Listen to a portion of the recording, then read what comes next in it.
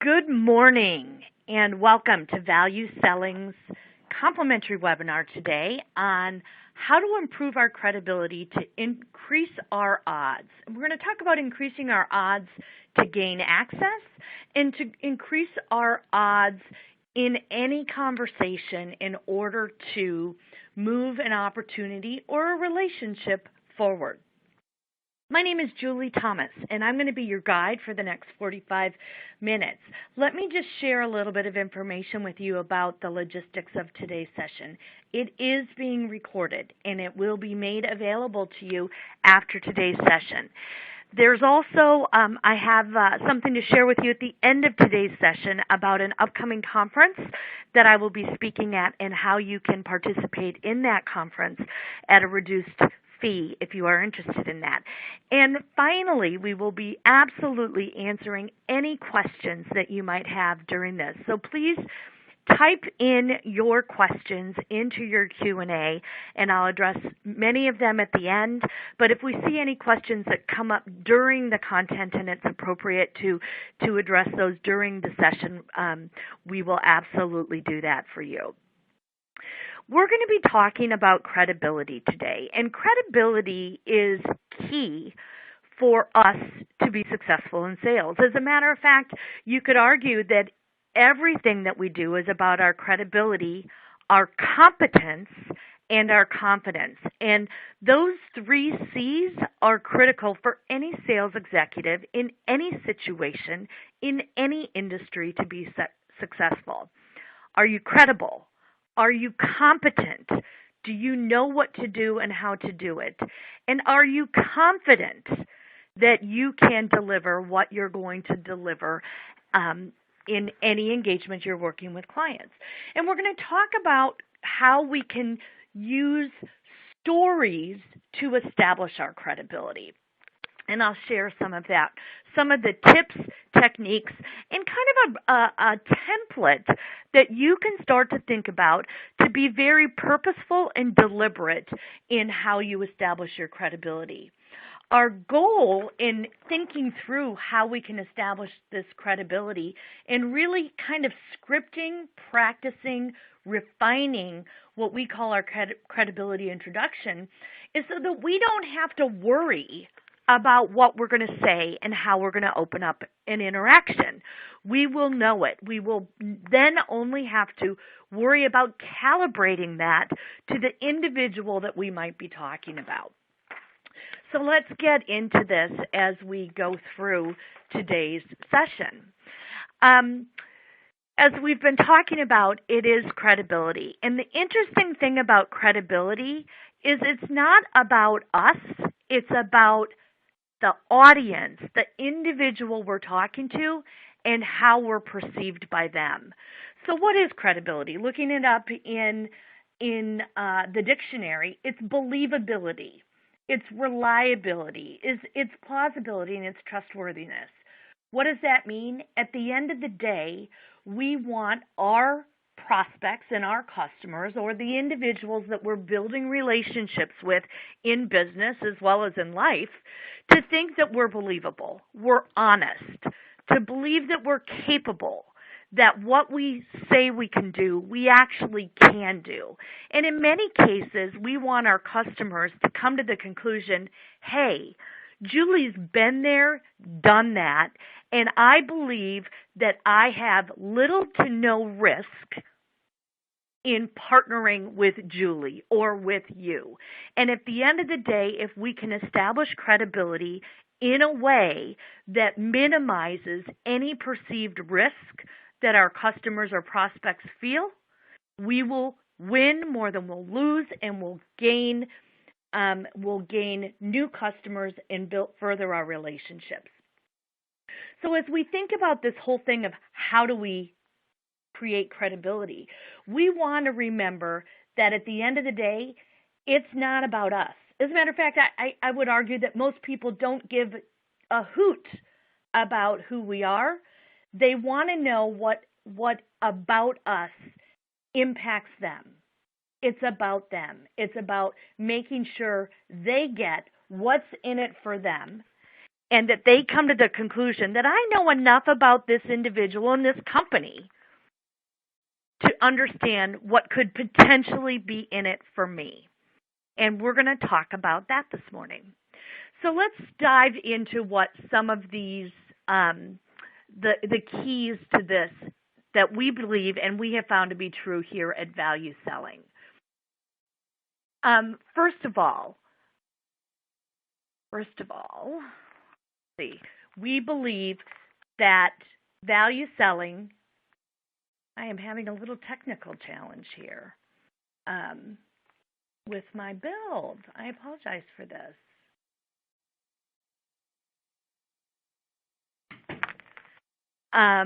So what value selling believes is that it is not about us to our customers. It's about what our customers think and how they believe that we can impact them. And we believe that in order for us to be successful, we need to create some good stories. And I am sorry, the builds in these slides are just not behaving the way they were supposed to this morning. So here we go.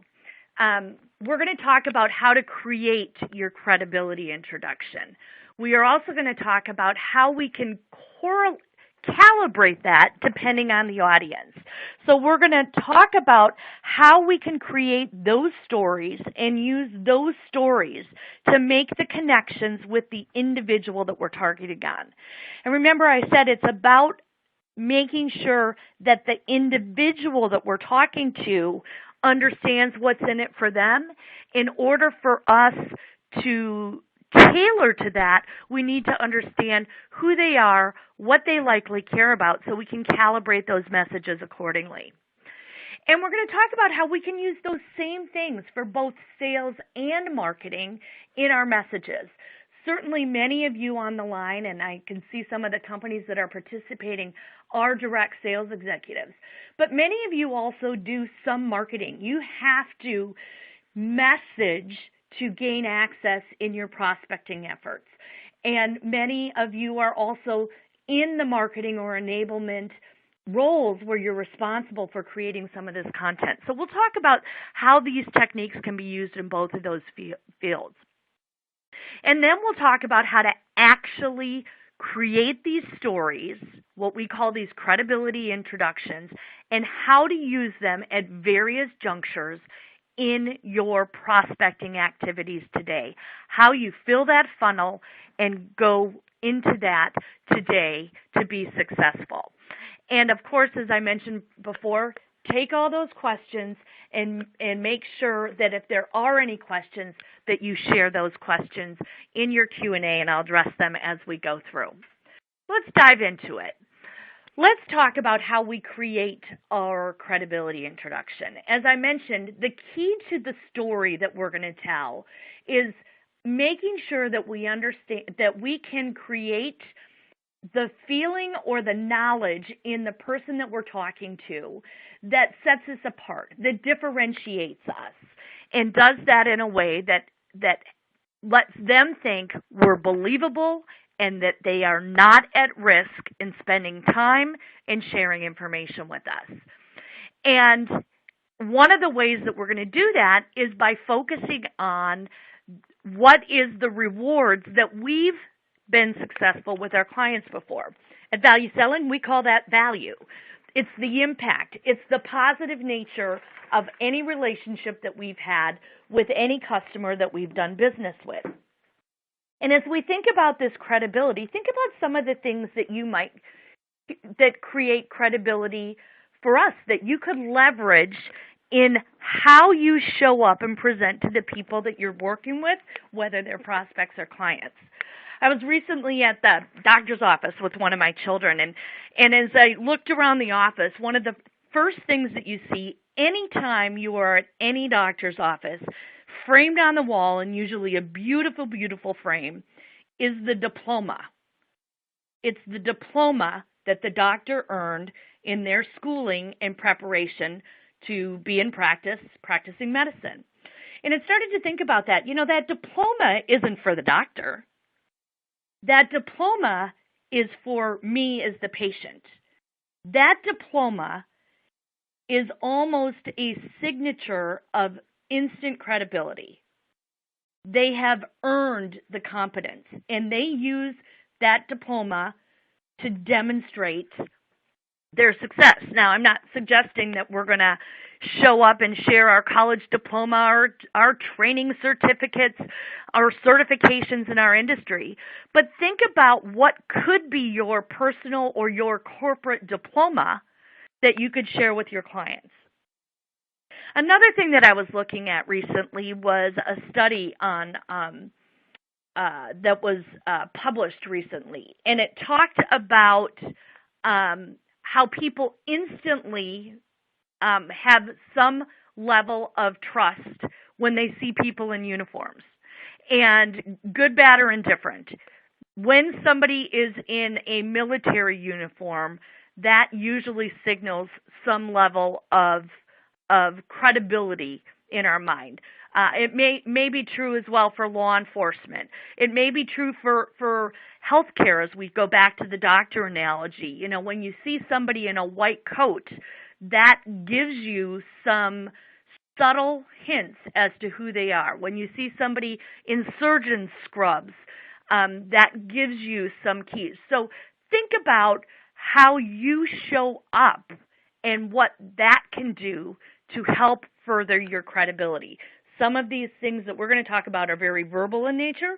Other of these things might be nonverbal. How do you show up? What is your uniform? Most of us don't have a business uniform the way maybe earlier generations behind us did. If you were a sales rep for IBM many years ago, you wore a starched white shirt, you wore a dark suit, and you wore a tie. That was the uniform, and that is what was expected of you. How do you show up today, and how can your uniform also establish your credibility?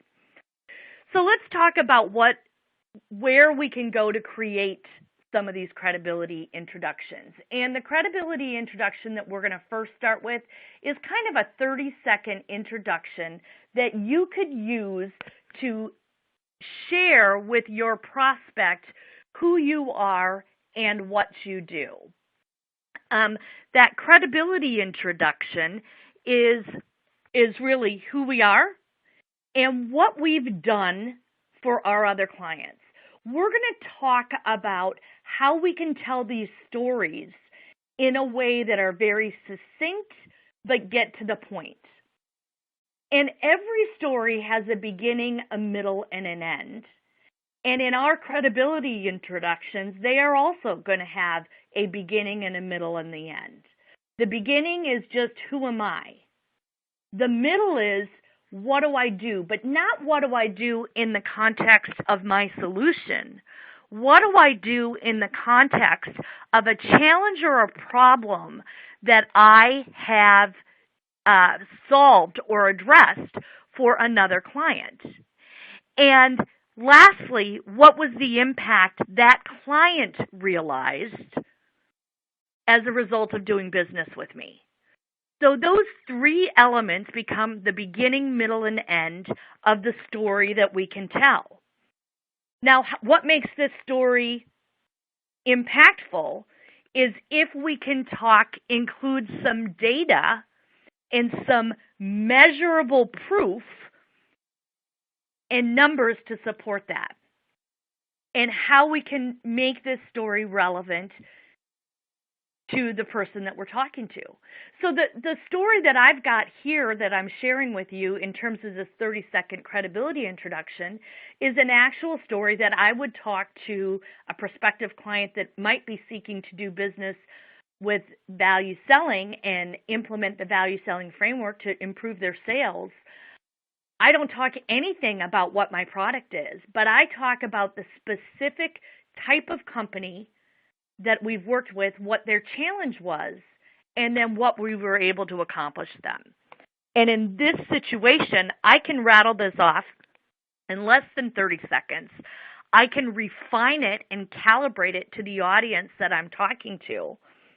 And then I can use this introduction to transition with a statement to that prospect that says, so can we talk about the challenges in your business and see if value selling might be able to bring similar results to you? It's a very easy way to set the stage of the potential value I can bring to them, minimize their risk and not overwhelm them with my product information, but focus on what's going on with them and how we might be able to partner moving forward. So that is a wonderful way to think about that.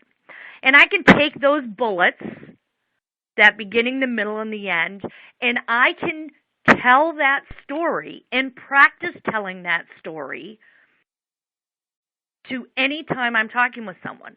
The example that I'm using right here is how I tell that story in a voicemail. Or some of you are now using video messages in your prospecting effort.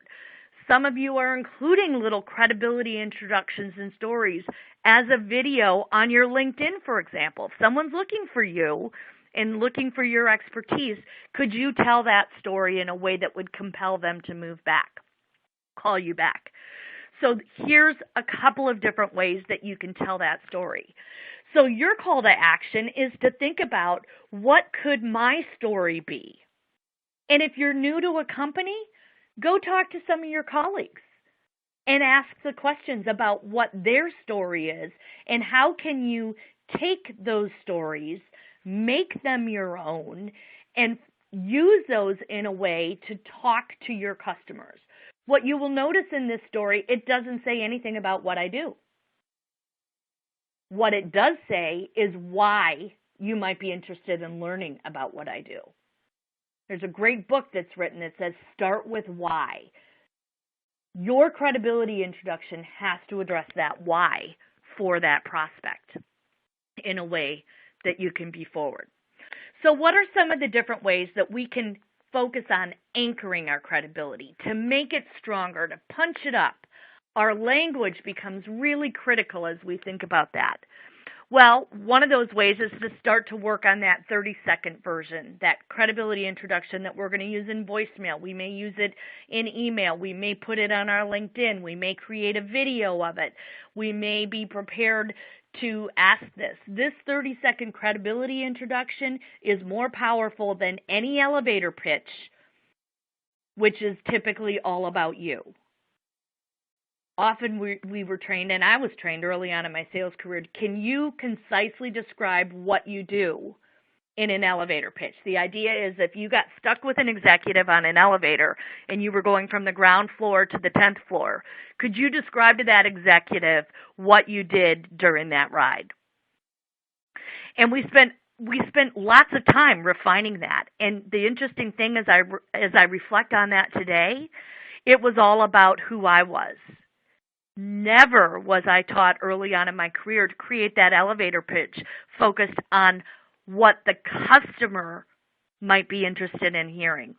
Thinking about the why a customer would want to engage with us. All my elevator pitches early on in my career focused on, what do I do? They were about me. And it wasn't until it really sunk into me, nobody cares about me. They all care about themselves. And how I could refine and flip those messages and calibrate them based on the individual I was talking about, that I was a little more successful with some of these credibility introductions. We're also going to create a little more in-depth version that we can use to open a meeting, open a presentation, open a dialogue to demonstrate our credibility, and again, focus on the why and getting back to that. Some of these stories will be the same. The 2-minute version obviously will have a little more depth, color, and description than a 30-second version. But you can take these same stories and calibrate them for both purposes. So let's look at what that 2-minute credibility introduction could be. Like I said, it could be in the first meeting, but it could be in every meeting. Your credibility introduction could be your opportunity to break whoever you're meeting with preoccupation that they came into that meeting with, and kind of level set with the why we're meeting in the first place, and gain access with that. So here I've taken the liberty of kind of scripting out what some of those bullets would be, and I'm not going to read that, but I do want you to talk about how you're going to focus that meeting on them. And this is actually based on a credibility introduction template that we teach in many of our programs and that we use ourselves here at Value Selling when we're engaging prospects in us. And we build on that by focusing on the value that we can bring to the customers that we're working with. Notice I haven't really said how I do this or what it is I'm going to offer, but I have focused that it is about the value and then similar problems that we've solved somewhere else.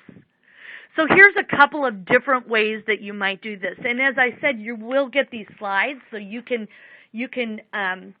become your own R&D department with this process and this template. And R&D, for the purposes that we're talking about today, is not research and development. It's rip off and duplicate anything that works as a result of what we're talking about today. And I welcome you to share this in your organization. So now, how do we take these stories, how do we take these messages and use them in both sales and marketing? So let's start thinking about sales. We want them to think, why would I meet with this person, and how do I know that I'm not wasting my time and that there's not risk in this for me? We talked about this beginning and the middle and the end. Here's the things you want to make sure you incorporate in the story. And it has to do with how you can demonstrate that you've been there, done that for the prospects that you're calling on. So I always look at my stories, and I've got a number of them, and I look at who am I talking to. If I am talking to an individual who runs strategic accounts for a large global organization, I'm going to find a story that's based on a client that I've worked with that is strategic, global, and working on those key accounts.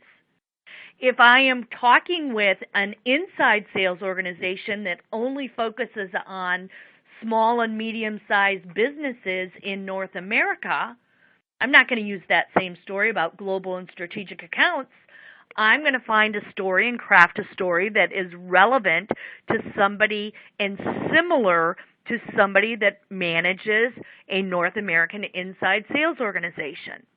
Because what I want that story to convey for me, what I want that person that I'm telling that story to feel is she knows me and she has been there, done that.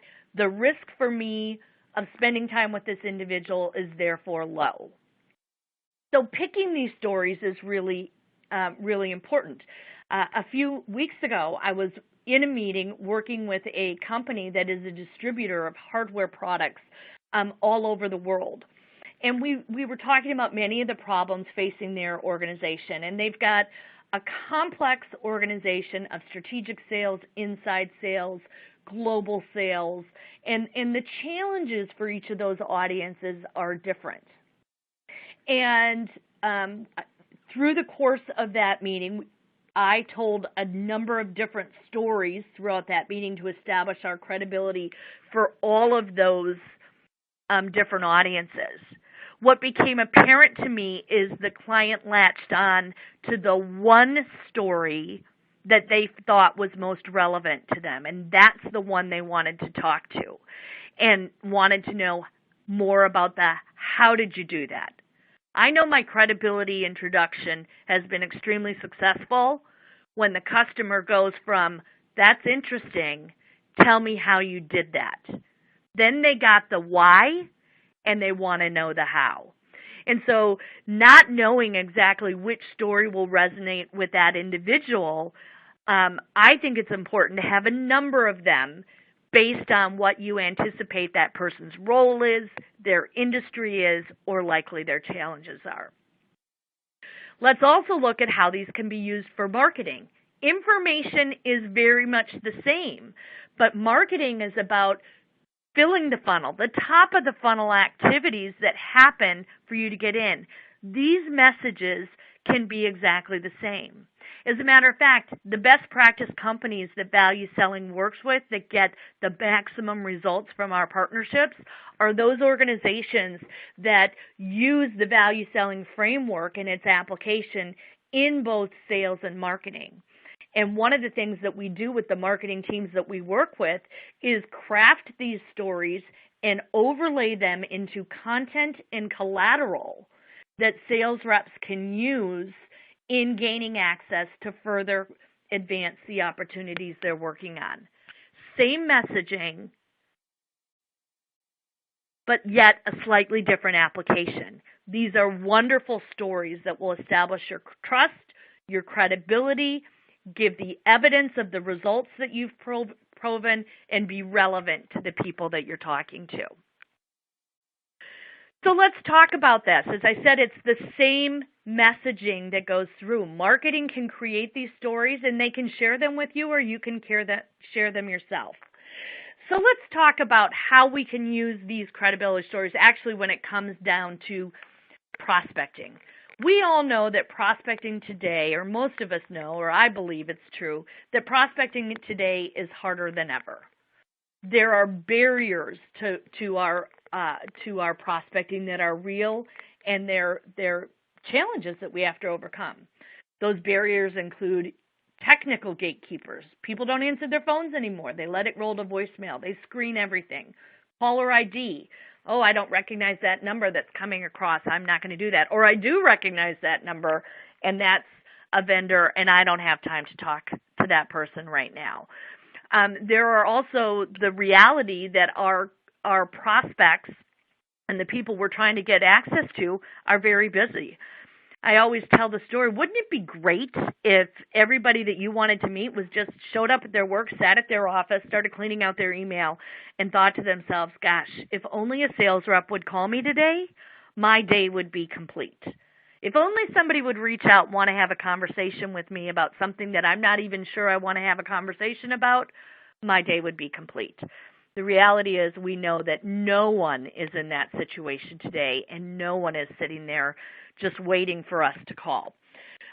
So we have to get more creative at that messaging, and we have to use that messaging to, remember, start with why. Why would they be interested in having a meeting with us?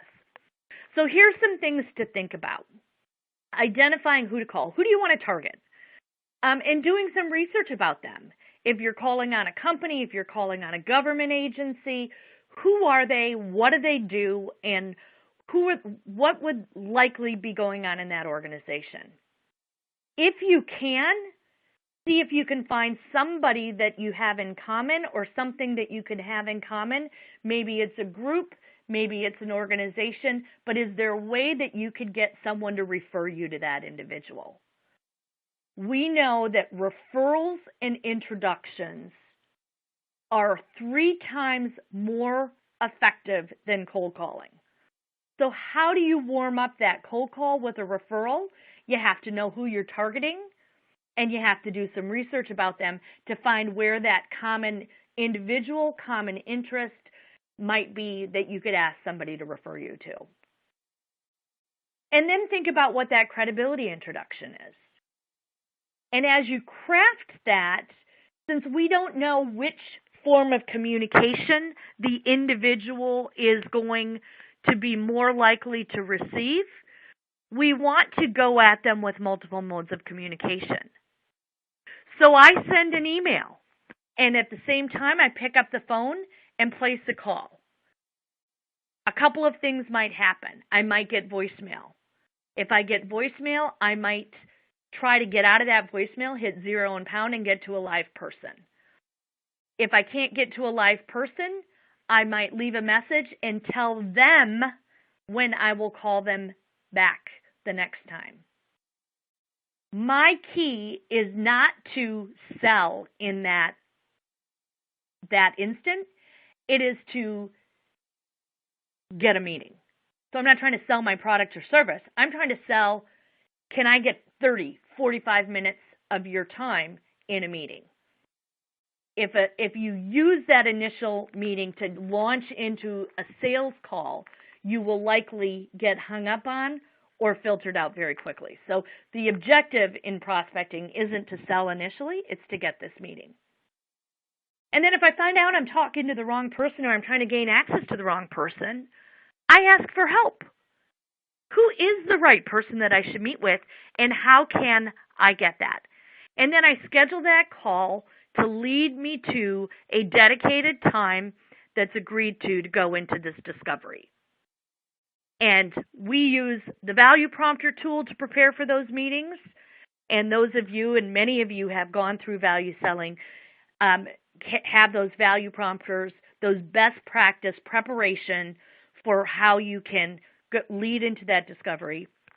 Ask good, deliberate, purposeful questions.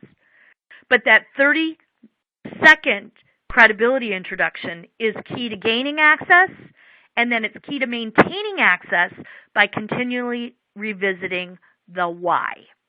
Very powerful in our messaging. So we are going to wrap up some of the content today. What I'd like to do is open it up to questions and answers. And as I mentioned to you, I've got an offer for you that I'd like to share with you. So please take any of your questions and type them into the Q&A tube box here on your screen, and we'll share that with you. Later today on ValueSelling.com, you'll find both the slides and this session's recording, and you can go look at that. Also, as I mentioned, I wanted to share with you that on April 20th and 21st, Value Selling Associates will be speaking. I will be speaking at the American Association of Inside Sales Professionals. This is their leadership summit. It is going to be expected to be 1,000 inside sales leaders and professionals learning how to maximize productivity and effectiveness of inside sales organizations. It's in Chicago. I'm doing a breakout session along with Josiane Fagan, who is an expert in inside sales. We're partnering together at this leadership summit, and it'll be a really wonderful event. And those of you that are managing teams of inside sales professionals, I strongly urge you to go. If you use the promo code when you register for this event, Join Julie, you'll save $200 off your registration. So please go to AAISP.org and look at that summit agenda and join us in Chicago if you can. If you plan to be there, please let me know. I'd love to meet you in Chicago. So that is that. Also, we have got our next webinar will be April 21st at 10 a.m. Pacific time. Registration for that will be opening shortly, so if you have any questions, please let us know. So let's look at some of the questions that we have. Here's the first question. How do I move a culture of selling from the who we are to the why they should work with us? Well, that's a great question, and that's really the crux of this. And how I suggest you do this is by crafting out what those stories are. So start with the value. Think about your best clients. Think about the most potential that you might have with a prospect. And if you're a brand new company with a brand new offering or a new paradigm and you don't have that history, then think about the problem that your solution or your service is going to have and what the impact of solving that problem could be. And once you start to think about this value, chart out those stories. Who would be interested in getting those results? What would have to be different? What challenges, obstacles, problems would have to be minimized or eliminated to get the result that you could bring them? And when you start to craft these stories, you can do it in a way that focuses on those challenges, your unique approach, and the value you can bring. So, for example, if I was telling a story to an inside sales professional, I would say, we recently worked with an inside sales organization that was very successful. Their salespeople were taking orders and doing very well. This company did a tremendous job of generating leads, and their salespeople were very busy taking orders. Their VP of sales firmly believed that each of those order values was way too small. They were leaving money on the table. That was his belief. By partnering with Value Selling, within 60 days, their average order value doubled. They went from on average $8,000 to $16,000. If I'm telling that story to a prospect, I have now got a great, impactful story that doesn't really say anything about what Value Selling does. It just said as a result of that partnership, they got phenomenal results. So you move from the who we are to the why by taking those stories and focusing on them, on the value. How specific do the results have to be? Well, the more specific, the better. The more specific, the better. Numbers paint magnitudes in a client's mind. Remember, our goal in telling the story is for the person hearing the story to think, aha, there's something in this for me, and I don't think I'm at risk by spending time or potentially exploring a partnership with this individual. We want to tell those stories in a way that are impactful to the audience. So think about, what do I want them to think as a result of that story, and how can I tell that story? If you don't have numbers, then talk about relative improvements. So if I don't have the actual numbers, then what can I use from an adjective perspective to paint a picture that I'm not risky and that those results are there? Here's another question. When you don't have a common connection to introduce you, how does that affect the prospecting numbers? Well, we know that cold calling is a challenge, but cold calling isn't impossible. So how do I do that if I can't get an introduction? I launch those campaigns and I look at how that messaging can be calibrated or tailored to the individual I'm targeting. And I go at it a number of different ways. You know, if you think about what marketing does, what online marketing does today, and there's platforms that will do this for you, the headline of your email becomes the key to whether or not an email often gets opened up. Marketers know that because when they're doing newsletters or sending content to their databases for marketing purposes, they'll often test multiple headlines and see which one gets the higher percentage of open rates.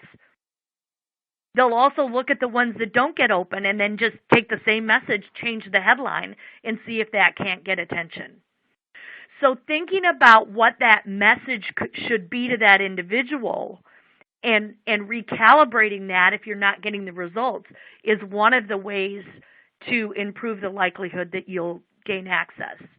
And then really looking at all the different modes of communication at your disposal. Certainly email, voicemail, and the phone are two common ways that we communicate. Sales reps spend more time on the phone and communicating in email than they do face-to-face, even if you're a field rep. So how do you maximize that communication to gain the attention of someone that you haven't met with? Here's an interesting question. To me, sales has moved from cold calling to creating connections. Why would someone listen to a cold call unless they have a need? Nowadays, if people have need, they seek out someone independent of a cold call. That is absolutely correct. We know that buyers, when they identify they have a need or a challenge, and they have identified that they want to do something about it, they'll go do that research. So on one hand, then the question becomes, how do we position ourselves so that when they start to do that research, they find us? And how do we do that? LinkedIn. Some of you are selling to consumers, maybe it's Facebook. if you use that for professionally. I know a number of realtors that use Facebook for professionally. But how do then I know that they find them? Well, I'm doing that by establishing my subject matter expertise with content and stories and value add, so that when someone stumbles across me, they might come to the conclusion that I can help them. So that's true. But that doesn't let us off the hook that we want to still be proactive at creating opportunities. I have very few clients that don't expect and equip their sales reps in some way, shape, or form to develop their own opportunities, to work from a list or work in a geography or identify people that they're doing with. And then you want to look at those connections. So one of the tips to do that is, if I know I'm selling sales training and sales process to business firms, where are the locations in the groups and the information that my target clients participate in? They participate in trade shows for their industry, trying to meet their customers and prospects. Some of them participate in industry events, whether it's a conference like the AIAS conference that I mentioned earlier, or another conference that's out there. And can I go there and meet them and shake someone's hand and make a connection and make an introduction, not trying to sell them anything, but just build that community? If I can't do it offline, can I do it online? What are the groups they're looking at in LinkedIn, and can I join those groups and participate in those conversations? So it's not an either-or strategy, I guess is my point. We need to make it easy for us to make those connections and find those people and network, whether it's online or offline. And we also need to identify people and create opportunities with cold calling, referrals, recommendations, and the storytelling that we've been talking about today. So let's talk about this. What are some of the best practices for email subject lines? So that's interesting because unfortunately there's not a silver bullet. It's trial and error. So I would track the email subject lines that you get interested in. I don't think it is good for us to try to trick people in and have just something outlandish, but I do think it is important for us to focus on the value or a question about the value. Some of the best email subject lines that I have are really a concept that we call an anxiety question that is kind of provocative in nature to get someone's attention. Remember, our goal is to get them to open the email and then to do something with that email, either respond or pick up the phone and call us, or maybe it's to forward it to somebody else that would be the right person to talk about. But we really want to get sometimes provocative in that. So think about what's the impact of not doing business with you? Could you turn that into a provocative question? And here's another question. I have found that people will not schedule a meeting without a description of what we do. How would you handle that? Go into the credibility introduction? Yes. I would try to paint a picture with the words that I'm using in this conversation to address the why they do business with us. We'll get into the what, but focus on that why. Establish that credibility introduction in a way that talks about the value that you bring by solving problems. And then if they still want more, then you can go into that very quick and dirty description of what you do. ValueSelling Associates is a company that partners with business-to-business sales organizations to enable them to improve their sales performance and productivity through skills, training, and tools. Can we talk about what you're doing and talk about the challenges that you might be facing? So my second stab at it, the second bite of the apple, if you would be that more traditional elevator pitch. Again, trying to transition to let's talk about you. It's about you, not me. And together, if we both talk about you will quickly determine whether or not there's something for us to work through. So some great questions there. I'm so happy that you joined us today, and I'm so look forward to seeing you in April, on April 21st, when we focus on listening skills. My contact information is here. Please share on LinkedIn if this webinar was valuable to you, or go to our Facebook page or our LinkedIn page and share that. If I didn't have an opportunity to address your question, please either send it to me in email, or again, go to our LinkedIn, share your question, and I'll be glad to answer it online later today. I hope you found value in today's session. I also hope you all have the luck of the Irish and a wonderful St. Patrick's Day celebration, and we'll look forward to seeing you in April. Thank you very much. Take care. Bye-bye.